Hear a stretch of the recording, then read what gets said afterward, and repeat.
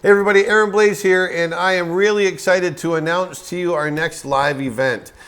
Nick Birch and myself have been talking for quite a while about what we would do next, and we came up with an idea that I think is going to be really cool.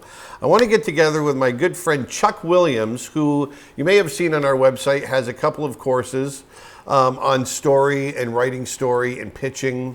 Chuck and I have known each other for over 30 years, and Chuck has been a producer, a director, an editor, and we worked together on Brother Bear specifically. I was directing, he was producing, and then we went on to work on several other projects directing together. We've got a long history, and we have a certain way that we like to get stories, movie ideas, kind of developed off the ground and into production. And we thought, you know, it'd be a lot of fun to get together and to teach that to you guys. So on August 14th, put that on your calendar, August 14th coming up, Chuck and I are going to get together and we're going to be doing a live event, 6 hours, where we talk to you about story development.